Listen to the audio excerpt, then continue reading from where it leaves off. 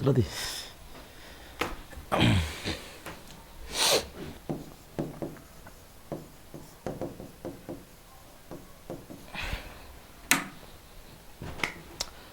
हाँ भाई दोस्तों, नमस्कार, गुड इवनिंग, सबको प्रणाम, सबको राधे राधे। और इस सेशन में आप सबका एक बार फिर से स्वागत है। रीति विज्ञान दोस्तों अपन पढ़ रहे थे और रीति विज्ञान में अपने टारगेट किया था 2100 प्रश्नों का, और 2100 प्रश्नों की 7 क्लासेस जो है अपने पहले हो चुकी है। और आज जो क्लास रहेगी वो कौन सी रहेगी दोस्तों? 8वें नंबर की क्लास रहेगी। लगभग 400 प्रश्नों के आसपास अपन रीति विज्ञान को लेकर के पहुंच चुके हैं, और मुझे पूरा विश्वास है कि ये रीति विज्ञान कहीं ना कहीं जो है दोस्तों आपके 100% आपके काम आ रही होगी, और आपकी सफलता में जो है दोस्तों कहीं ना कहीं बड़ा योगदान देगी। आज की क्लास के अंतर्गत दोस्तों अपन फिर से कुछ ऐसे प्रश्नों के ऊपर चर्चाएं करें जो वास्तविकता में आपके लिए महत्वपूर्ण होते हैं। तो समय जो है दोस्तों, मैं हर बार कहता हूं कि आपका भी इंपॉर्टेंट है, मेरा भी इंपॉर्टेंट है, और मुझसे ज्यादा इंपॉर्टेंट यदि किसी का है तो वो समय है आपका।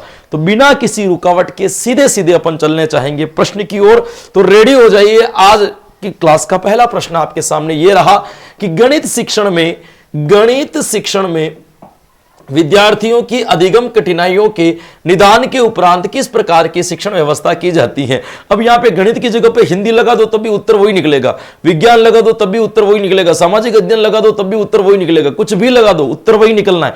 उत्तर के साथ में कभी बदलाव नहीं आता। इसीलिए मैं कहता हूं कि रीति विज्ञान सेम होती है ना दोस्तों। तो यहां पे सूक्ष्म शिक्षण, दल शिक्षण, निदानात्मक शिक्षण या उपचारात्मक, विद्यार्थियों के अधिगम कठिनाइयों के निदान के उपरांत जो प्रक्रिया चलती है उससे अपन उपचारात्मक शिक्षण कहते हैं। क्योंकि उपचारात्मक शिक्षण से पहले निदान होता है, निदान से पहले परीक्षण होता है, परीक्षण से पहले अभ्यास कार्य होता है, और अभ्यास कार्य से पहले शिक्षण होता है। तो शिक्षण, अभ्यास कार्य, परीक्षण, निदान और उपचार, ये एक 5 का एक क्रम बना हुआ है। तो उपचारात्मक शिक्षण हमेशा निदान के बाद होता है। तो निदान की प्रक्रिया के बाद क्या होगा? उपचारात्मक शिक्षण, चाहे कोई सा भी विषय हो। इसीलिए मैं शिक्षण विधियां अलग अलग नहीं करता हूं, ये लेवल 1 वालों की नहीं, लेवल 2 वालों की नहीं, सब्जेक्ट वालों की, शिक्षण विधियां सेम होती है, केवल नाम चेंज है। परिभाषित करना, क्रिया सूचक शब्द किस व्यवहार से, उद्देश्य से संबंधित है? देखो, परिभाषित करना, किसी भी शब्द की परिभाषा देना। देखो, परिभाषा देना, पहचान करना, प्रत्यास्मरण करना, प्रत्यभिज्ञान करना, ये सारे जो वेद आते हैं वो दोस्तों आते हैं आपके ज्ञानात्मक उद्देश्य में। भाई किसके अंतर्गत आते हैं दोस्तों? ज्ञानात्मक उद्देश्य में। ज्ञानात्मक उद्देश्य की जगह पे यहां पे जो शब्द प्रयुक्त कर रखा है वो कौन सा कर रखा है? आपके संज्ञानात्मक। तो यहां पे आपका उत्तर जो सही निकलेगा दोस्तों वो कौन सा निकलेगा? संज्ञानात्मक। तो यहां पे आपको ध्यान रखना है कि परिभाषित करना, क्रिया सूचक शब्द जो है वो किस उद्देश्य से संबंधित है? तो वो संबंधित है आपके संज्ञानात्मक पक्ष से। कई बार ये चीज मैं आपको बता चुका हूं। रेखीय अभिक्रमित अनुदेशन के निम्नलिखित पद में से कौन सा पद निश्चित रूप से पढ़ाई जाने वाली विषय वस्तु से संबंधित है? यहां पे अपन ने 4 पद लिखे हुए, इसमें से आपको बताने की पढ़ाई जाने वाली विषय वस्तु से कौन सा पद है। अभ्यास पद यानी प्रैक्टिस सेट, परीक्षण पद यानी मूल्यांकन वाला, प्रस्तावना पद इसमें होता भी नहीं है, या शिक्षण पद। तो दोस्तों यहां पे बात करते हैं अपन पद, या इसको क्या कहते हैं अपन? फ्रेम। तो यहां पे पढ़ाई जाने वाली विषय वस्तु को फ्रेम कहा जाता है दोस्तों। एक फ्रेम के अंदर सारी चीजें होती है। अभिक्रमित अनुदेशन की फ्रेम आप लोग कभी भी गूगल वगैरह पे जाकर के सर्च करके देख सकते हो किस प्रकार की जो है अभिक्रमित अनुदेशन की फ्रेम। ऊपर पूरी डिटेल्स वगैरह होती है, फिर प्रश्न, नीचे व्याख्या वगैरह की हुई होती है। तो मूल रूप से पढ़ाई जाने वाली विषय वस्तु को यहां पे क्या कहा जाएगा दोस्तों? यहां पे कहा जाएगा शिक्षण पद। ए वाला आंसर हम लोगों का यहां पे क्या हो जाएगा? करेक्ट हो जाएगा। शिक्षण अधिगम प्रबंधन का मुख्य सोपान क्या है? शिक्षण अधिगम मैनेजमेंट का है ना, आपके टीचिंग लर्निंग जो मैनेजमेंट होता है उसका मुख्य सोपान क्या है? नियोजन का मतलब बिल्कुल उसको नियोजित करना, सही तरीके से पूर्ण करना, उसकी व्यवस्था करना और उसको नियंत्रण करना। तो यहां पे उपयुक्त सभी सही हो जाएगा। शिक्षण अधिगम का मतलब लर्निंग के टाइम आपको उसकी मॉनिटरिंग भी करनी पड़ती है, उसको उसका जो है आपको एक सही तरीके से समापन भी करना पड़ता है, सही तरीके से आयोजन भी करना पड़ता है, और उसकी एक व्यवस्था भी करनी पड़ती है। तो नियोजन, व्यवस्था, नियंत्रण, सभी ऑप्शन यहां पे क्या हो जाएंगे? आपके सही हो जाएंगे। शिक्षण अधिगम प्रबंधन का मुख्य सोपान है। चारों सोपान, तीनों सोपान यहां पे क्या माने जाएंगे?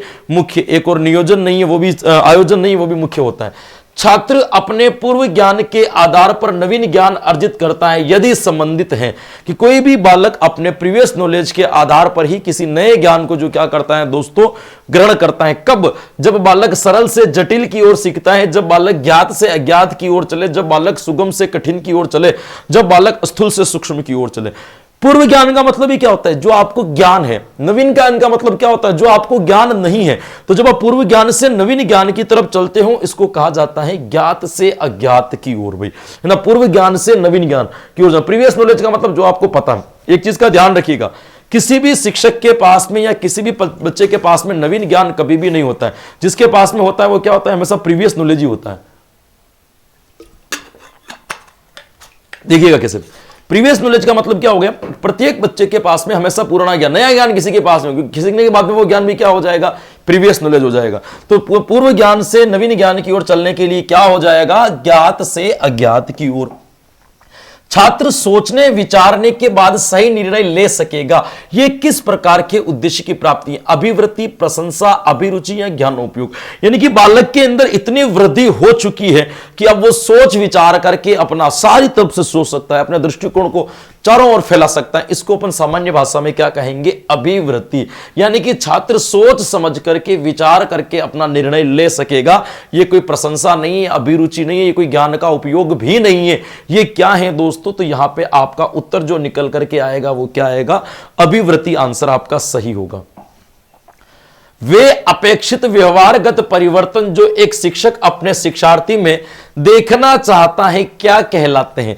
यानी कि अपेक्षित व्यवहारगत परिवर्तन, बालक कोई भी बालकों को पढ़ाने से पहले शिक्षक कुछ उद्देश्यों को निर्माण करता है, जिसको अपन शिक्षण उद्देश्य या प्राप्य उद्देश्य कहते हैं। क्योंकि पढ़ाने के बाद हमें उन उद्देश्यों की प्राप्ति करनी है कि हमने कुछ निर्णय लिया है कि मैं ये चीज बच्चों को पढ़ा रहा हूं, तो क्यों पढ़ा रहा हूं, बच्चे के व्यवहार में क्या चेंजेस आएंगे। उस चेंजेस को पहले ही जो होता है वो शिक्षक क्या कर लेता है? निर्धारित कर लेता है। इस प्रक्रिया को हम क्या कहेंगे दोस्तों? ये शिक्षण उद्देश्य, पाठ्यक्रम, अधिगम प्रक्रिया या मूल्यांकन, ये कहलाएंगे आपके शिक्षण उद्देश्य। क्योंकि ये व्यवहारगत परिवर्तन, बालक के व्यवहार में क्या परिवर्तन लेकर के आना है, ये क्या है? शिक्षण उद्देश्य। तो अपेक्षित व्यवहारगत परिवर्तन जो एक शिक्षक अपने शिक्षार्थी में देखना चाहता है उसे कहा जाता है शिक्षण उद्देश्य। इकाई योजना के निर्माता कौन है? किलपैट्रिक, मॉरिसन, बेलार्ड या इनमें से कोई नहीं? हम सब लोग जानते हैं दोस्तों, इकाई योजना का जो निर्माण किया था दोस्तों वो किसने किया था? आपके मॉरिसन ने किया था। आप लोगों को यह भी ध्यान रखना कि पाठ योजना में जो आप पुनरावृत्ति प्रश्न जो पढ़ते हो आप, ये भी मॉरिसन ही लेकर के आया था। सहायक सामग्री और शिक्षण विधियों का प्रयोग करना भी कौन लेकर के आया था दोस्तों? यही लेकर के आया था। आपको ध्यान रखना है। तो यहां आपको ध्यान रखना है कि आपका उत्तर क्या सही हो जाएगा? गृह कार्य भी मॉरिसन लेकर के आया। बालक दिए गए आंकड़ों का वर्गीकरण करता है, यह व्यवहार परिवर्तन है। बालक क्या कर रहा है दोस्तों? वर्गीकरण कर रहा है। तो ऐसे कभी भी आपको शब्द सुनाई दे जो आपके जैसे वर्गीकरण करना, किसी भी विषय वस्तु की समानता का पता लगाना, किसी की तुलना करना, है ना, किसी का अंतर करना, किसी को विभाजित करना, ये सारे के सारे जो उद्देश्य होते हैं, ये सारे के सारे शब्द यदि आपको कहीं पर भी सुनाई दे तो वहां पे आपका उत्तर सही होता है अवबोध। भाई कौन सा उत्तर सही होता है? आपके अवबोध। तो यहां पे आपका उत्तर जो सही हो जाएगा वो कौन सा हो जाएगा? अवबोधात्मक। मैंने मेरी पाठ योजना वाली थ्योरी क्लासेस देख लेना यदि आपको इस चीज में उद्देश्यों को लेकर के कोई दिक्कत हो। मैंने कौन कौन से उद्देश्य किस किस में आते हैं वो सारे के सारे मैंने आपको बता रखे हैं। तो यहां पे आपका आंसर जो सही निकलेगा मेरे दोस्तों वो कौन सा निकलेगा? अवबोधात्मक। भूमिका निर्वाह में अध्यापक की भूमिका होती है। रोल प्ले मेथड के अंदर एक शिक्षक की क्या भूमिका होती है? रोल प्ले मेथड, यानी कि किसी भी चीज को आपको, जैसे रामायण पढ़ा रहे हो तो रामायण में क्या करना है? आपको रावण बनना है, तो रावण का क्या कर रहे हो? आप रोल प्ले कर रहे हो। राम बनना है, आपको रोल प्ले कर रहे हो। तो यहां पे क्या कर रहे हैं कि रोल प्ले मेथड्स के अंदर एक टीचर की क्या भूमिका होती है? ऑप्शन एक, निदेशक, यानी वो डायरेक्टर होता है, बिल्कुल डायरेक्टर होता है। आपको राम बनना कौन सिखाएगा? टीचर ही सिखाएगा, डायरेक्टर होता है वो बिल्कुल। पर्यवेक्षक यानी कि निरीक्षक करता होता है, बिल्कुल आदेश देने वाला कि ये करो वो करो, बिल्कुल यही होता है दोस्तों। निर्णायक भी होता है, निर्णायक भी टीचर ही होता है कि वो आपका रिजल्ट्स कौन निकालेगा? टीचर ही निकालेगा। ये बात सही है, तीनों बातें सही है दोस्तों। ये शिक्षक की भूमिका होती है। निर्णायक के रूप में, निदेशक, पर्यवेक्षक के रूप में, या इनमें से कोई नहीं। देखो इन तीनों शब्दों को मिला करके एक ही शब्द बना है ऊपर वाला। तो इसमें शिक्षक निदेशक भी होता है, शिक्षक इसमें पर्यवेक्षक भी होता है, शिक्षक इसमें निर्णायक भी होता है। तीनों ऑप्शन यहां पे क्या हो जाएंगे आपके? सही। ए वाला आंसर आपको यहां पे करेक्ट करना है। अनुदेशात्मक सहायक प्रणाली में मुख्यतः किस सिद्धांत का प्रयोग होता है? आपको बताना है कि अनुदेशात्मक सहायक प्रणाली जो होती है दोस्तों, इसमें से मुख्य रूप से किसका प्रयोग होता है? सरल से कठिन की ओर, स्थूल से सूक्ष्म की ओर, ज्ञात से अज्ञात की ओर। तीनों बातें यहां पे आपकी क्या होगी दोस्तों, सही होगी, क्योंकि अनुदेशन सरल से कठिन की ओर चलता है, शिक्षण सही है। विशिष्ट से सामान्य ने स्थूल से सूक्ष्म की ओर चलता है दोस्तों, यह भी आपका क्या होगा, सही होगा। ज्ञात से अज्ञात की ओर चलता है, यह भी बिल्कुल सही है। तो यहां पे आपका उत्तर जो सही निकल करके आएगा वो कौन सा आ जाएगा, उपयुक्त सभी आंसर आपका यहां पे क्या होगा, करेक्ट होगा। कोई बोर्ड वर्क नहीं कर रहा हूं, कोई भी नहीं भर रहा हूं, आपको साफ साफ पीडीएफ जो है मैं वहां पे उपलब्ध करवा देता हूं। कारण क्या है दोस्तों, ये सब करने का टाइम हमारे पास में अभी नहीं है, क्योंकि हमें काम है कि अपन तेज गति से जितने प्रश्न पढ़ सकते हैं उतने प्रश्नों को क्या कर लेते हैं दोस्तों, पढ़ लेते हैं, है ना, क्योंकि प्रश्न ही अभी अपना जो है मूल आधार है। अभिक्रमित अनुदेशन का आधारभूत सिद्धांत नहीं है। इनमें से कौन सा सिद्धांत जो है आपके अभिक्रमित अनुदेशन का मुख्य सिद्धांत या आधारभूत सिद्धांतों के अंतर्गत नहीं माना जाएगा दोस्तों? छोटे बड़े पदों का सिद्धांत नहीं होता है। अभिक्रमित अनुदेशन में हमेशा लघु पदों का सिद्धांत ही काम करता है, बड़े पद नहीं होते हैं भाई। कौन सा सिद्धांत काम करता है, लघु पदों का सिद्धांत ही काम करेगा, बड़े पद कभी भी नहीं होंगे। पहला वाला ऑप्शन ही यहां पे सही होगा। क्रियाशीलता का सिद्धांत सही है, पुनर्बलन का सिद्धांत सही है, तार्किक क्रम का सिद्धांत सही है। छोटे बड़े पदों का सिद्धांत नहीं, केवल लघु पदों का यहां पे सिद्धांत होता है। पहला वाला ऑप्शन ही यहां पे क्या हो गया, गलत हो गया। शैक्षिक नवाचार के अंतर्गत गणित की विधि कौन सी है? दल शिक्षण भी नवाचार में आता है, माइक्रो टीचिंग भी नया नवाचार है आपके, और आपके जो नाटक विधि या अभिनय निर्वाह विधि ये भी नया है। उपयुक्त सभी आंसर जो क्या माने जाएंगे आपके सही। गणित के अंतर्गत दोस्तों इन सभी विधियों को नवाचार में जोड़ा गया है, यह आपको ध्यान रखना, ये सारी नवाचार की विधियां कहलाएगी। सिंपल प्रश्न है। तो सांख्यिक अभिक्रमित अनुदेशन के जनक कौन है? तो दोस्तों यहां पे आपको ध्यान रखना है कि सामान्य तौर पर अपन क्या करते हैं दोस्तों, लगभग अपन 3 प्रकार के जो होते हैं आपके अभिक्रमित अनुदेशन को पढ़ते हैं। जैसे अपन बात करें दोस्तों, सबसे पहले बात करें तो B.F. स्किनर ने कौन सा दिया था, तो आप सब लोगों को पता है दोस्तों, रेखीय अभिक्रमित अनुदेशन। भाई इसने जो दिया था वो कौन सा दिया था, आपके रेखीय अभिक्रमित अनुदेशन, जो इसकी ऑपरेंट थ्योरी के ऊपर आधारित था। नॉर्मन क्राउडर कौन सा देता है दोस्तों, तो आपको याद रखना है, इसका नाम है आपके शाखीय अभिक्रमित अनुदेशन। और आपको पूछ ले थॉमस एफ गिलबर्ट ने कौन सा दिया था दोस्तों, इसका नाम है आपके अवरोही, या इसको कहा जाता है आपके मैथमेटिक अभिक्रमित अनुदेशन। तो यहां पे आपको ध्यान रखना है कि इसने पूछा है कि शाखीय अभिक्रमित अनुदेशन का जनक कौन है, तो थॉमस एफ गिलबर्ट आपका आंसर यहां पे क्या हो जाएगा, सही हो जाएगा। तो सी वाला आंसर आपको यहां पे क्या करना है दोस्तों, करेक्ट करना है। सिंपल प्रश्न है बिल्कुल। निम्न में से कौन सा कथन सही नहीं है? आपको यहां से बताना है कि इन 4 ऑप्शन में से आपको कौन सा ऑप्शन सही नहीं लग रहा है, कौन सा कथन सही है, नहीं सही नहीं है, आपको बताना है। ऑप्शन 1, शिक्षा कार्यक्रम में उद्देश्य दिशा निर्देशन कार्य करते हैं, केवल विद्यालय कार्यक्रम द्वारा उद्देश्य प्राप्त नहीं कर सकते हैं। प्राप्य उद्देश्य विद्यालय कार्यक्रम द्वारा प्राप्त किए जा सकते हैं। उद्देश्य एवं प्राप्य उद्देश्य एक समान होते हैं। देखिए, शिक्षा कार्यक्रम में उद्देश्य दिशा निर्देशन का कार्य करते हैं, बिल्कुल सही है। आपको उद्देश्य बताएंगे कि आपको क्या करना है, यह कथन तो सही है, गलत कर देते हैं, इसका आंसर नहीं होगा। केवल विद्यालय कार्यक्रम द्वारा उद्देश्य प्राप्ति नहीं कर सकते, गलत। प्राप्य उद्देश्य, यह सही है। प्राप्त उद्देश्य विद्यालय कार्यक्रम द्वारा प्राप्त किए जा सकते हैं। प्राप्य उद्देश्य विद्यालय कार्यक्रम द्वारा प्राप्त किए जा सकते हैं, बिल्कुल किया जा सकते हैं। विद्यालय में प्राप्य उद्देश्य विद्यालय में गतिविधि करके ही तो प्राप्त करोगे, यह भी बिल्कुल सही है। उद्देश्य और प्राप्य उद्देश्य समान होते नहीं होते दोस्तों। जब कभी उद्देश्य की बात आती है तो अपन उद्देश्य को शैक्षिक उद्देश्य से जोड़ते हैं। शैक्षिक उद्देश्य और शिक्षण उद्देश्य में अंतर है।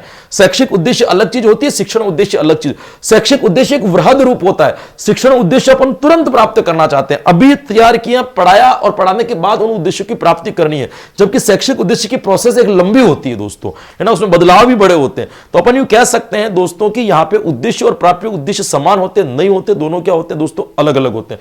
कौन सा कथन सही नहीं है? यह कथन जो है दोस्तों आपका सही नहीं होगा। डी आंसर यहां पे करेक्ट।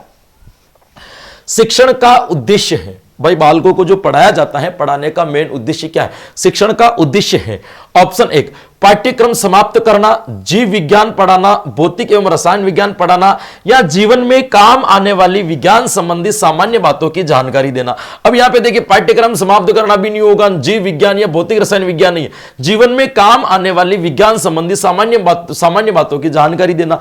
यहां पे देखिए प्रश्न ये ऐसा था, मेरे हिसाब से ये प्रश्न ये है, इकाई शिक्षण के उद्देश्य बताने हैं आपको। यहां पे किसका उद्देश्य बताना है दोस्तों? इकाई शिक्षण का उद्देश्य क्या है, क्योंकि इकाई शिक्षण का उद्देश्य जो होता है वो वृहद रूप में होता है। अब पाठ्यक्रम समाप्त करना या किसी एक सब्जेक्ट को पढ़ाना इकाई शिक्षण का उद्देश्य नहीं हो सकता, यह आपके पाठ्य योजना का उद्देश्य हो सकता है। इकाई योजना या इकाई शिक्षण का उद्देश्य क्या होता है दोस्तों? एक बालकों को ऐसी जानकारी देना जो उसके लिए जीवन उपयोगी, क्योंकि यहां पे ये सर्वांगीण विकास के ऊपर जोर देती है। तो बड़े आते हैं दोस्तों, तो यहां पे आपका उत्तर क्या हो जाएगा? जीवन में काम आने वाली। जैसे सिंपल तरीके से देखो, आपको हिंदी के अंतर्गत आपको बड़े उद्देश्य बनाने हैं, आपको शैक्षिक उद्देश्य बनाने, तो क्या बनाओगे? बालकों में भाषा वृद्धि होगी, बालक के शब्द भंडार में वृद्धि होगी, है ना, बालक शब्दों को बोलना सीखेगा, अपनी वाक कुशलता को सुधार पाएगा, शब्द समझने में, ये इस उद्देश्य हो गए। अब आप मान लीजिए कोई छोटा जादूगर पाठ पढ़ा रहे हो, तो यहां उद्देश्य क्या बनाओगे? बालक बड़ों का सम्मान करना सीखेगा, बालक अपनी जिम्मेदारी को समझ पाएगा। ये प्राप्य उद्देश्य जो पाठ पढ़ाते समझने, वो बड़े उद्देश्य जो आपको पूरे साल भर में या पूरी शिक्षण प्रक्रिया के अंदर प्राप्त करने। तो यहां पर आपको इस चीज का अंतर ध्यान रखना है, डी वाला आंसर सही हो जाएगा। एक ही विषय में एक ही शाखा के विभिन्न पाठों को एक दूसरे से संबंधित करना क्या कहलाता है? गुणांक सहसंबंध, एकिक सहसंबंध, पारस्परिक सहसंबंध या उपयुक्त सभी। ये कह रहा है कि एक विषय के, ये कोई सब्जेक्ट है, उसकी कोई एक शाखा है ना, उसके विभिन्न पाठों को एक दूसरे से संबंधित करना हुआ करना सिखाना। या गुणांक या एकिक सहसंबंध तो नहीं होगा, यहां पे अपना उत्तर हो जाएगा पारस्परिक सहसंबंध। सिंपल सा प्रश्न है, इसके अंदर कोई जोर नहीं लगाना है दोस्तों। जब आप एक ही विषय के, एक ही शाखा या एक ही ब्रांच के विभिन्न टॉपिकों को आपस में जोड़ करके पढ़ाते हो या आपस में जोड़ते हो, यह पारस्परिक सहसंबंध कहलाता है, संश्लेषण कहलाता है। पाठ्य योजना के निर्माण के लाभ क्या है? आप जो लेसन प्लान बना करके लेकर के जाते थे, या लेसन प्लान से जो आपने टीचिंग करवाई होगी, उस लेसन प्लान के फायदे क्या है, बेनिफिट्स क्या है, आपको यह बताने। ऑप्शन 1, शिक्षक को सफल शिक्षण के लिए पूर्व विचार एवं चिंतन का अवसर मिलता है। सही बात है ये तो। शिक्षण भाई, एक अच्छा टीचर भाई, कोई आप पढ़ाने के लिए जा रहे हो, उसकी तैयारी आप पहले से करके आ रहे हो, यदि आप किसी चीज की तैयारी पहले से करके आ रहे हो तो उसका बेनिफिट मिलेगा, ये तो बिल्कुल सत्य है दोस्तों। पूर्व ज्ञान के नवीन ज्ञान से संबंध स्थापित कर पाते, बिल्कुल। आप जब पाठ्य योजना की तैयारी करके आते हो तो प्रस्तावना के प्रश्न पूछते हो, प्रीवियस नॉलेज होता है, आप तो प्रीवियस नॉलेज के साथ में नए ज्ञान को ऐड कर पाते हो, बिल्कुल सही है। दो ऑप्शन सही होते हैं, उपयुक्त तो भी सही हो जाता है। अधिगम अनुभव तथा छात्र क्रियाओं में समन्वय स्थापित करना, बिल्कुल सही है दोस्तों, ये भी सही है। तो तीनों ऑप्शन यहां पे क्या हो जाएंगे, आपके क्लियर हो जाएंगे। अवलोकन विधि का वास्तविक अर्थ क्या है? ऑब्जर्वेशन मेथड का आपका वास्तविक अर्थ क्या है? ऑब्जर्वेशन मेथड्स क्या होता है? अवलोकन विधि की बात करें दोस्तों, जो व्यवहारवादियों के द्वारा विकसित की गई थी। बात करते दोस्तों, छात्र को कक्षा कक्ष से बाहर वस्तु का अवलोकन करना, प्रयोगशाला में वस्तु का अवलोकन करना, कक्षा कक्ष में ही वस्तु का अवलोकन करना, या उपयुक्त में से कोई नहीं। बात करते हैं दोस्तों, अवलोकन विधि का वास्तविक अर्थ क्या है? यदि शिक्षण प्रक्रिया के अंतर्गत बात देते दोस्तों, तो यहां पे छात्र के कक्षा कक्ष से बाहर वस्तु का अवलोकन करना नहीं, कक्षा कक्ष में ही वस्तु का अवलोकन करना अवलोकन विधि कहलाएगी। हालांकि अवलोकन विधि जब आप सह शैक्षिक प्रक्रिया में जोड़ते हो तो सारी विद्यालय की प्रक्रिया आ जाती है, क्योंकि अवलोकन विधि के जब अपन भाग जोड़ते हैं, है ना, सहभागी जो आपका अवलोकन होता है, जिसमें विद्यार्थी जैसे शिक्षक जो है बालक के साथ में भाग लेकर के करता है, असहभागी अवलोकन होता है। यहाँ पे नियंत्रित अवस्था में किया गया, अनियंत्रित अवस्था में किया गया अवलोकन, जब जोड़ते तो बाहर आती। लेकिन शैक्षिक दृष्टि से यदि देखें कि अवलोकन क्या है, तो कक्षा कक्ष में ही वस्तु का अवलोकन करना क्या कहलाएगा? अवलोकन विधि का वास्तविक अर्थ कहलाएगा। तो सी आंसर यहां पे क्या करना है, सही, क्योंकि शिक्षण प्रक्रिया कक्षा कक्ष के अंतर ही चलती है, कक्षा कक्ष के बाहर नहीं चलती है। निम्न में से किस विधि में बालक तर्क शक्ति का विकास होता है? प्रयोगशाला विधि में, या देखो प्रयोगशाला में तो आप बिल्कुल प्रैक्टिकल विधि करके सीखने के ऊपर जोर देती थी, यही तर्क शिक्षण के लिए बनी है, तर्क के लिए बनी हुई विधि, तो सही है।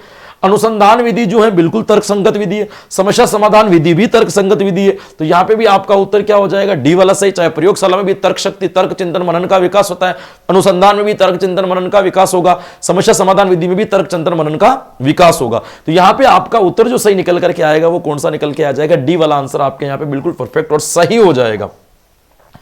निम्न में से टोली शिक्षण की विशेषता नहीं है, इसमें से ऐसी कौन सी विशेषता है जो आपके टोली शिक्षण को जो दोस्तों आपके संबंधित नहीं है?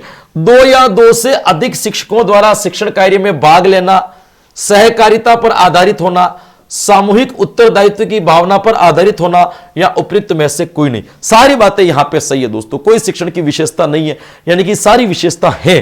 देखो 2 या 2 से अधिक शिक्षकों का शिक्षण कार्य में भाग लेना, इसी को अपन दल शिक्षण कहते हैं। सहकारिता को बढ़ावा देना, सहकारिता आधारित होना, समूह शिक्षा को बढ़ावा देना, सही है। सामूहिक उत्तरदायित्व की भावना पर आधारित होना, भाई 2-4 टीचर अगर साथ मिलकर के काम करेंगे तो उनके सामूहिक भावना का विकास हो गई होगा। तो इनमें से कोई नहीं आपका आंसर क्या होगा, सही होगा। ये तीनों बातें सत्य हैं टोली शिक्षण के संदर्भ में। प्रदर्शन एवं तकनीकी कब अपनाई जानी चाहिए? प्रदर्शन यानी कि आपको डिस्प्ले टेक्निक का प्रयोग कब करना है, आपको यह पूछा है। ऑप्शन 1 शिक्षण बिंदुओं को स्पष्ट करने के लिए, यानी कि उस परिस्थिति में करना है कि जब आप कोई चीज बालकों को पढ़ा रहे हो और बालकों को समझ में नहीं आ रही है, उस वक्त आपने उस विषय वस्तु से जुड़ी हुई किसी चीज को डिस्प्ले करना है। समस्या को प्रस्तुत करने के लिए, यानी बालक जो चीज समझ चुके हैं उसमें क्या प्रॉब्लम्स हो सकती है उसको आप एक्सप्लेन करने के लिए कर सकते हो, या समस्या का समाधान करने के लिए, या उपयुक्त सभी। तो देखिए यहां पे शिक्षण बिंदुओं को स्पष्ट करने के लिए तो डिस्प्ले की जरूरत पड़ती है, समस्या का समाधान करने के लिए भी डिस्प्ले की जरूरत पड़ती है। यानी कि 2 ऑप्शन यदि अपन को समझ में आ गई, इसका मतलब उपयुक्त सभी तो सही होना ही है। समस्या को प्रस्तुत करने के लिए कैसे, बालकों के सामने बताओ इसका आंसर क्या होगा, डिस्प्ले तो करना ही पड़ेगा, बाकी कैसे पता चलेगा। तो इसके लिए भी आप प्रदर्शन तकनीकी का प्रयोग कर सकते हो। उपयुक्त सभी आंसर क्या होगा, ध्यान रखना प्रदर्शन सामग्री को एनसीईआरटी ने स्वीकार कर रखा है। इकाई योजना बनाने का मूल आधार क्या है, इकाई योजना बनाने के पीछे उद्देश्य क्या है, दोस्तों आपको इसका आंसर देना है। ऑप्शन 1 आपके सामने है, विषय वस्तु बिंदुओं का पारस्परिक अंतर संबंध। भाई विषय वस्तु जो है उन बिंदुओं का आपस में अंतर संबंध जोड़ना, ये तो बिल्कुल सही। इकाई योजना से मिलती जुलती इकाइयों को आप एक साथ जोड़ते, उसी को इकाई योजना कहते हैं, ये तो बिल्कुल सत्य है दोस्तों। एक इकाई में सम्मिलित किए जाने वाले सभी बिंदुओं को किन्हीं केंद्रीय विचारों के प्रतिपादन के लिए समानता देना, बिल्कुल सही है। एक जैसे मिलते जुलते बिंदुओं को आपको एक साथ में जोड़ना और उनका मूल भाग क्या है यह आपको अलग निकालना, इकाई योजना में यह काम भी अपन करते हैं, सही है। संयुक्त और संश्लिष्ट हो सकने वाले प्रसंगों और प्रसंगों का एक दूसरे को समझाने में सहायक होना। संयुक्त यानी जिनको अपन एक साथ पढ़ा सकते या एक साथ नहीं पढ़ा सकते तो एक को दूसरे के साथ में जोड़ करके पढ़ा सकते हैं, ऐसे बिंदुओं को अलग करना, यह भी इकाई योजना का भाग है। तो यहां पे भी आपका उत्तर जो सही निकलेगा वो कौन सा निकलेगा, उपयुक्त संबंधी। इकाई योजना के मिलते जुलते टॉपिकों को जिसको आप एक साथ पढ़ा सकते हो उनको आप अलग कर लेते हो, उनमें से जो टॉपिक जिनको आप एक साथ पढ़ा सकते हो उनको आप अलग कर सकते हो, उन सबका जो केंद्रीय भाव है उस केंद्रीय भाव को एक ही बार में बच्चों के सामने प्रस्तुत कर सकते हो, ये इसको कहते हैं अपन इकाई योजना। तो उपयुक्त सभी जो है दोस्तों इसका आंसर क्या हो जाए, करेक्ट। अगले प्रश्न पर चलना चाहेंगे अपन। इकाई विधि का मुख्य रूप होता है शिक्षण की इकाई, स्रोत की इकाई, दोनों या उपयुक्त सभी। देखो शिक्षण की इकाई भी बनती है, स्रोत यानी सामग्री की इकाई भी बनती है, दोनों आंसर यहां पे सही हो जाएंगे। गरीब प्रश्न। पर्यवेक्षण अध्ययन का महत्व दिया है। पर्यवेक्षण निर्देशित शिक्षण, निर्देशित शिक्षण जो है दोस्तों वो किसके ऊपर जो है आपके बल देता है, आपको यह बताना है। ऑप्शन 1 व्यक्तिगत भिन्नता, परिपाक को या उपयुक्त सभी को, या छात्रों की क्रियाशीलता को। तो दोस्तों ये परिपाक को, यहाँ पे ऑप्शन कुछ गलत छप गया, कुछ होना चाहिए। व्यक्तिगत भिन्नता को नहीं, छात्रों की क्रियाशीलता के ऊपर बल देता है। इसमें पर्यवेक्षण में क्या शिक्षक एक पर्यवेक्षक का काम करता है और क्रिया करते हैं वो कौन करते हैं, बालक। तो बालकों की गतिविधि को बढ़ाने के लिए, बालकों की क्रियाशीलता को बढ़ाने के लिए पर्यवेक्षण विधि सबसे बेस्ट मानी गई। यहाँ पे छात्रों की क्रियाशीलता को बढ़ाना एक बेहतरीन विधि जिसका आप कक्षा में आसानी से क्या कर सकते हो, प्रयोग कर सकते हो, व्यवहारिक विधि जिसको अपन कह सकते हैं। टोली शिक्षण का लाभ है ना, आपको टोली शिक्षण या दल शिक्षण का लाभ है ये बताना है। विशेषज्ञों का लाभ, अध्ययन में नियमितता, विषय की बोधगम्यता या उपयुक्त समय। देखो ये तो सही है, आपको टोली शिक्षण में बहुत सारे टीचर मिलते हैं, विशेषज्ञों का आपको लाभ मिलता है। विषय की बोधगम्यता, विषय को आप आसानी से समझ सकते हो, यह भी बिल्कुल सही है। तो 2 ऑप्शन सही होते ही तो अपना वैसे चौथा वाला सही हो जाता है। अब आती है अध्ययन की नियमितता, कि कोई अध्ययन खंडन ना हो, इसके लिए आप क्या करते हो, दल शिक्षण कर लेते हो। मान लीजिए कि जैसे 5 टीचर में से 2 टीचर नहीं आए, 3 टीचर हो, तीनों टीचर ने मिलकर के दल शिक्षण करवा लिया, तो इससे बालकों की रेगुलरिटी बनी हुई रही, उसका कोई भी पीरियड जो है वो खाली नहीं गया, ये भी दल शिक्षण का एक लाभ होगा। तो उपयुक्त सभी आंसर यहां पे क्या हो जाएगा दोस्तों, सही हो जाएगा। इकाई योजना बनाते समय निम्न तथ्य का ध्यान रखना चाहिए। यदि आप बालकों के सामने इकाई योजना बना रहे हो तो इकाई योजना बनाते समय आपको किन किन बातों का ध्यान रखना चाहिए। ऑप्शन 1 शिक्षण बिंदु संक्षेप में लिखे जाए, बिल्कुल सही बात है। शिक्षण बिंदु को आपको बड़े बड़े यानी 5-5 लाइन में शिक्षण बिंदु, शिक्षण बिंदु का मतलब होता है 5 से 7 या 5 से 10 शब्दों के अंदर उसको खत्म करना। इकाई के अंतर्गत विद्यार्थियों के ज्ञानार्जन प्राप्त के अवसर मिलने चाहिए, ये भी बिल्कुल सही है। उद्देश्य अत्याधुनिक महत्वाकांक्षी नहीं होने चाहिए जिनकी समाप्ति कठिन हो, बिल्कुल ये भी सही। उद्देश्य आपको इतने कठिन या इतने महत्वाकांक्षी नहीं बनाने की जिसका प्राप्त करना ही कठिन हो जाए, नहीं, उपयुक्त सभी। सही बातें ऊपर लिखी हुई इकाई योजना के बारे में ये तीनों बातें क्या मानी जाएगी? सही। देखिएगा दोस्तों, शिक्षण विधियों के अंतर्गत आपको, मैं ये मानता हूं ये पढ़ने जैसी चीज ही नहीं है। इसके डाटा याद करने बैठोगे 5 घंटे में डाटा याद हो जाता है भाई। शिक्षण विधि और साइकोलॉजी के डाटा अगर आपको याद करने होंगे ना, 5 दिन का काम है। पूरे साइकोलॉजी के डाटा याद हो जाएंगे आपको, सारे शिक्षण विधियों के डाटा याद हो जाएंगे। ये विषय है समझने के, इनके प्रश्नों के ऊपर जोर देना पड़ता है। आंसर अपने आप बाहर निकल करके आ जाएगा। या तो आपके अंदर इतनी क्षमता हो कि आप एक ही बार में उत्तर को पहचान लो, या फिर अपनी क्षमता को अलग तरीके से विकसित कीजिए कि सही उत्तर पर जोर न लगा करके आपको गलत उत्तर पे क्या करना है, जोर लगाना है। गलत ऑप्शन को काटिए, सही अपने आप निकल जाएगा। सही है। अनुदेशन तकनीकी में अनुदेशन का अर्थ क्या होता है भाई, है ना? वैज्ञानिक ज्ञान देना, सूचनाएं प्रदान करना, सामने आकर सूचनाएं देना, या उपयुक्त सभी।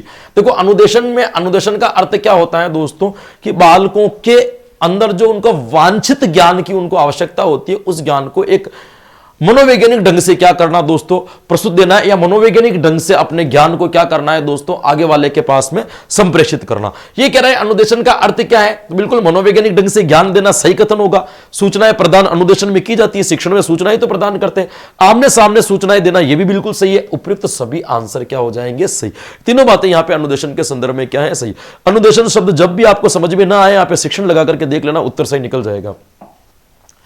अनुदेशन प्रारूप में, प्रारूप का अर्थ क्या होता है?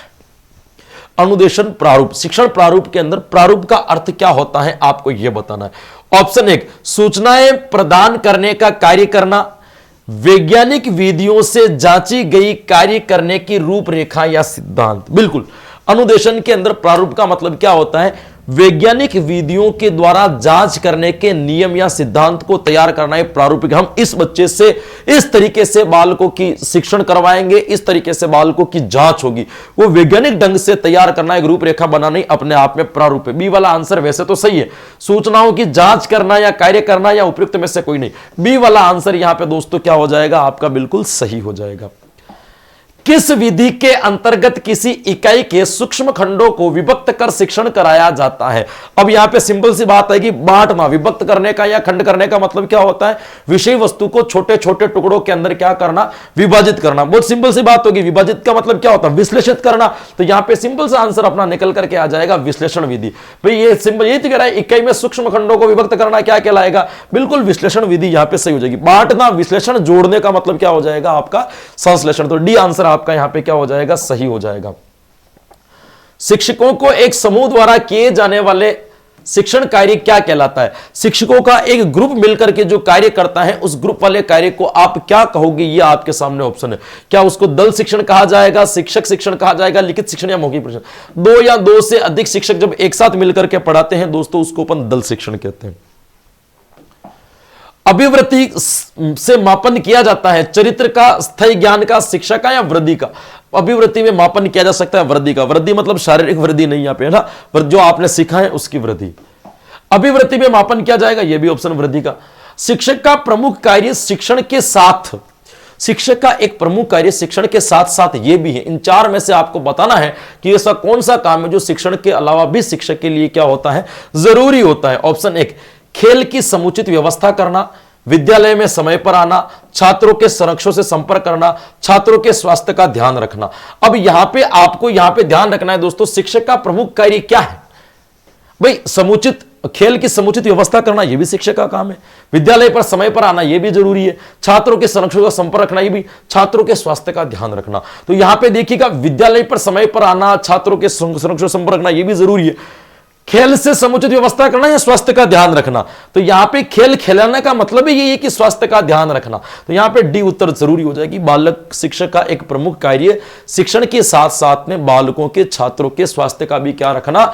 ध्यान रखना, कि बालकों को योग कराना, व्यायाम करवाना, खेल करवाना, जिससे उनका शरीर जो है वो दोस्तों क्या रह सके? स्वस्थ रह सके। ये सबसे ज्यादा क्या होगा? जरूर, ये चीजें बहुत ज्यादा जरूरी होती, क्योंकि इससे आपकी अभिक्षमता, आपकी अभिरुचि और आपका ज्ञान क्या है दोस्तों? बढ़ता है जब आप ऐसी कोई गतिविधि करते हो।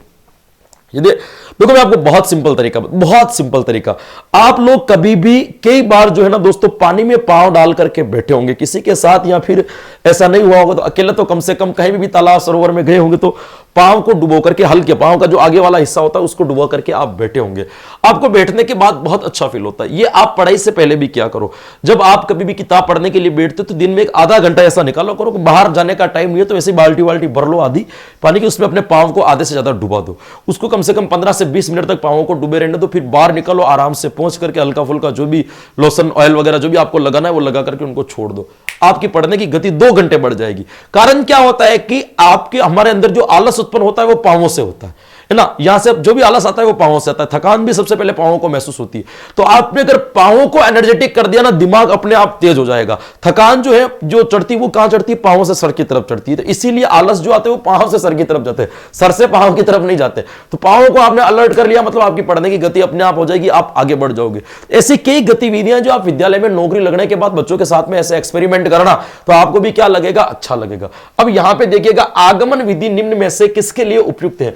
प्रश्न को समझने के लिए, प्रश्न सूत्र द्वारा हल करने के लिए, प्रश्न को बनाने के लिए या सूत्र स्थापित करने के लिए। तो दोस्तों यहां पे आपको ध्यान रखना है कि आगमन विधि निम्न में से किसके लिए उपयुक्त है? प्रश्न को समझने के लिए, प्रश्न के सूत्र हल करने के लिए, प्रश्न को बनाने के लिए, सूत्र स्थापित करने के लिए। देखिए ध्यान रखिएगा, आगमन और निगमन दोनों विधियां सूत्र स्थापित करने के लिए मानी जाती है। आगमन विधि में उदाहरणों से सूत्रों का निर्धारण किया जाता है, निगमन विधि में पहले सूत्र स्थापित करके फिर उदाहरण कराए जाते हैं। तो दोनों विधियों को सूत्र स्थापन की विधियां कहा जाता है, चाहे आगमन आ जाए ऑप्शन में, चाहे क्या आ जाए आपके निगमन आ जाए। अच्छा, आगमन निगमन दोनों आ जाए तो फिर आगमन को सही कर देना। निम्न में से कौन सी बालक केंद्रित विधि नहीं है? इसमें से ऐसी कौन सी विधि है जो आपके बाल केंद्रितता को प्रभावित नहीं करती? बाल केंद्रित का मतलब ऐसी विधि जो शिक्षक केंद्रित है। प्रोजेक्ट विधि में सारा काम बालक को करना पड़ता है, बाल केंद्रित विधि कहलाएगी। प्रयोगशाला बाल केंद्रित विधि है दोस्तों। व्याख्यान विधि बाल केंद्रित विधि नहीं है दोस्तों। ये कौन सी कहलाएगी? आपके शिक्षक केंद्रित विधि कहलाएगी। इसमें सारा का सारा काम किसको करना पड़ता है? शिक्षक को करना पड़ता है, बालक का कोई रोल नहीं होता है। प्रयोग विधि जो है वो भी कौन सी कहलाएगी? बाल केंद्रित विधि कहलाएगी। ह्यूरिस्को शब्द का अर्थ क्या है? ह्यूरिस्टिक विधि जो शब्द है दोस्तों, ह्यूरिस्टिक शब्द जो है ह्यूरिस्को से बना है। ह्यूरिस्को का अर्थ होता है मैं खोजता हूं। क्या होता है दोस्तों? मैं खोज करता हूं। यहां पे आपको ध्यान रखना है, ह्यूरिस्टिक शब्द यानी खोज करने की बात जब कभी भी आती है दोस्तों, खोज विधि, तो खोज विधि के शब्द का जो ह्यूरिस्टिक शब्द का जो अर्थ होता है दोस्तों वो क्या होता है आपकी, हमने ध्यान रखना है ना, खोज करना। आर्मस्ट्रॉन्ग, ये आपको कहानी से पता होगी। ऐसा कहा जाता है इस विधि के बारे में कि इस शब्द का, ह्यूरिस्को शब्द कैसे निकला था कि आर्मस्ट्रॉन्ग जो है एक बार पानी के टब में ऐसे सोया हुआ था। तो पानी के टब में जो सोया हुआ था तो पानी में जैसे पांव डाला तो उसका शरीर जो है धीरे धीरे ऊपर आता है, वापस वो जोर लगा करके नीचे लेता है, ऊपर जाता है पानी का। तो उसको अचानक से पता चलता है कि मैंने पता लगा लिया कि हमारा शरीर जो है पानी में जाने के बाद वापस ऊपर कैसे उड़ता है। तो वो जैसा था वैसा का वैसा बाहर दौड़ के गया और ह्यूरिस्को शब्द को बार बार जोर जोर से बोलो, ह्यूरिस्को का मतलब मैंने खोज लिया। तब से इसका अर्थ अपन मानते हैं खोज करना। तो यहां पे ध्यान रखना है, खोज लिया या खोज करना या मैं खोज करता हूं, ह्यूरिस्को शब्द का अर्थ होता है। गणित शिक्षण में सूत्रों की स्थापना हेतु उपयुक्त विधि कौन सी है? संश्लेषण, प्रयोगशाला, निगमन। मैंने अभी बताया था आगमन या फिर कौन सी होगी? आपके निगमन विधि होगी। अज्ञात से ज्ञात की ओर किस विधि में अग्रसर होते हैं? विश्लेषण विधि, आगमन विधि, संश्लेषण विधि या आपकी निगमन विधि। देखिए, ज्ञात से अज्ञात तो अपन किस में जाते हैं? आगमन विधि में। और अज्ञात से ज्ञात किस में जाते हैं? अपन निगमन विधि में।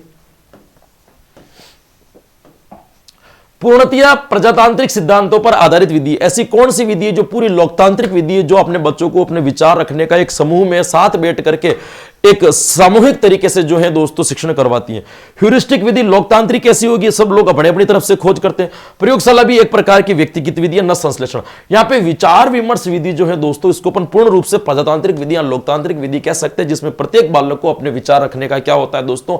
हक होता है और एक सामूहिक रूप से, समावेशी रूप से किसी निष्कर्ष तक पहुंचते हैं या किसी चीज को समझते हैं। मैंने कहा ना, विचार विमर्श विधि सबसे बेस्ट, चर्चा आधारित विधि।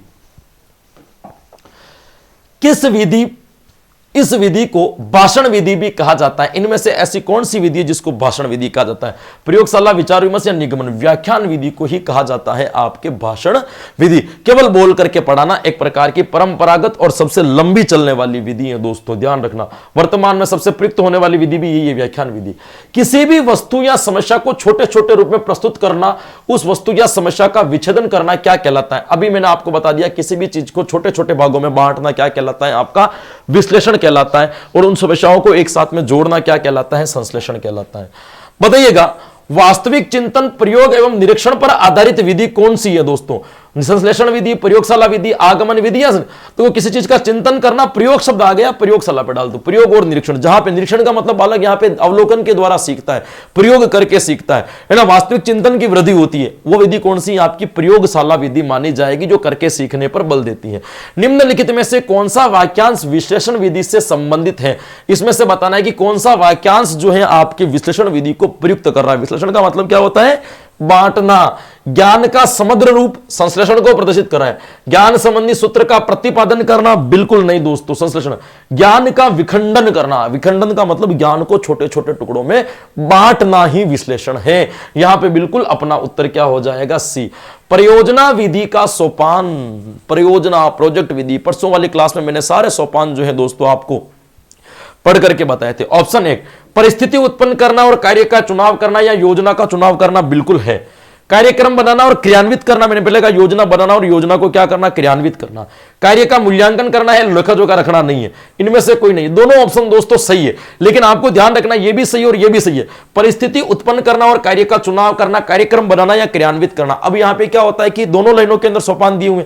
परिस्थिति उत्पन्न अपने आप होती है, जो समस्यात्मक होती है, जो बच्चों को नहीं समझ में आती। उत्पन्न करना या उत्पन्न अपने आप होती है। तो ऐसी परिस्थिति में ये वो सोपान है जो अपने आप आ रहा है। यहां पे शिक्षक जो कर रहा है वो क्या कर रहा है? कार्यक्रम बना रहा है और उसको क्या कर रहा है? क्रियान्वित कर रहा है। तो ऐसी परिस्थिति में अपन क्या करेंगे? इन मध्य सोपानों को क्या कर देंगे? अपन बिल्कुल सही कर देंगे, क्योंकि शिक्षक जो वास्तविकता में जिस चरण का, क्योंकि ये चरण तो अपने आप आ रहा है, परिस्थिति उत्पन्न अपने आप हो रही है, स्वतः परिस्थिति बन रही है, लेकिन कार्यक्रम स्वतः नहीं बन रहा है, कार्यक्रम का क्रियान्वयन भी स्वतः नहीं हो रहा है। तो अपन पद जो चरण जो आपके हाथ में हो, पद चरण, वास्तविक पद चरण वही होती है जो आपके नियंत्रण में हो। तो इसीलिए अपन एक को सही कर देंगे, बाकी ए भी आंसर यहां पे सही है। जिस विधि में नवीन नियम की स्थापना उदाहरणों द्वारा की जाती है वह क्या कहलाता है दोस्तों? आगमन विधि। उदाहरणों के माध्यम से नियम स्थापित करना, आगमन विधि। पहले उदाहरण देना, उदाहरणों के आधार पर निष्कर्ष निकालना, आगमन विधि। सिंपल सा प्रश्न है, इनमें तो आपको सोचना ही नहीं है। रेखा गणित शिक्षण में निम्नलिखित में से कौन सी उपयुक्त विधियां हैं? यदि आपको रेखा गणित पढ़ानी है तो रेखा गणित के लिए सबसे उपयुक्त विधि कौन सी होगी? संश्लेषण, विश्लेषण, आगमन, निगमन, विश्लेषण, संश्लेषण या निगमन, आगमन। देखिए रेखा गणित के लिए आपको ध्यान रखना है, विश्लेषण और संश्लेषण दोनों विधियां महत्वपूर्ण होती है। लेकिन यहां पर आप कहोगे सर ये तो सी और ए वाला सेम है, ऑप्शन सेम नहीं है। इसमें पहले संश्लेषण और फिर विश्लेषण है, इसमें पहले विश्लेषण और फिर क्या है आपका? संश्लेषण। पहले विश्लेषण किया जाएगा फिर संश्लेषण किया जाएगा, तो यहां पर आपका उत्तर कौन सा हो जाएगा? सी वाला हो जाएगा, ए वाला नहीं होगा। विश्लेषण पद्धति का गुण है, आपके जो बांटने वाली जो विधि है, विश्लेषण विधि है, उसका गुण क्या है आपको बताना है। समस्या को छोटे छोटे तथ्यों में विभक्त किया जाता है, बिल्कुल सत्य है दोस्तों। छोटे छोटे तथ्यों को एकत्रित कर तथ्य की ओर बढ़ते हैं, ये तो संश्लेषण का काम है। ये छोटी तथा कम समय लेने वाली विधि है, बहुत लंबी विधि है दोस्तों ये। इसमें अन्वेषण तथ्यों को प्रस्तुत किया जाता है, नहीं किया जाता है, खोज वाला। यहां पे आपका उत्तर जो हो जाएगा वो क्या हो जाएगा? ये समस्या को छोटे छोटे भागों में क्या कर लिया जाता है दोस्तों? विभक्त कर लिया जाता है। चलो आज एक प्रश्न ज्यादा दिखता है, कितना ज्यादा है? एक ही, चलो ठीक है। संश्लेषण पद्धति का गुण है, संश्लेषण का मतलब क्या होता है दोस्तों? विषय वस्तु को आपस में जोड़ना। इसमें कह रहा है इसमें ज्ञात से अज्ञात की ओर बढ़ता है, बिल्कुल सही है। ये लंबी तथा अधिक समय लेने वाली विधि है, नहीं, समय इसमें कम लगता है। वैज्ञानिक विधि है, नहीं। इसमें अज्ञात से ज्ञात की ओर बढ़ते, नहीं, इसमें ज्ञात से अज्ञात की ओर बढ़ते। ए वाला आंसर यहां पे क्या हो जाएगा? सही हो जाएगा। ये थे आज की क्लास के आपके 51 प्रश्न, जिसमें मैंने 40 से कम मिनट लेकर के भी इसको क्या करवा दिया प्रश्न से। मेन कारण क्या था कि एक भी बात फालतू नहीं होती है। मैं बिल्कुल कंटेंट टू कंटेंट पढ़ा रहा हूं, कोई ज्ञान नहीं देना है यहां पे, कोई मोटिवेशन नहीं है, कोई कमेंट्स नहीं पढ़ने। इसलिए ये क्लास जो है मुझे सबसे बेहतरीन लगती है। पढ़ने वाले बच्चों के लिए 100% क्या होगी दोस्तों? उपयोगी होगी। फिर मिलेंगे कल अपन नए प्रश्नों के साथ में। तब तक के लिए आप सबको राधे राधे, जय श्री कृष्णा, गुड नाइट, शुभ रात्रि, जय हिंद।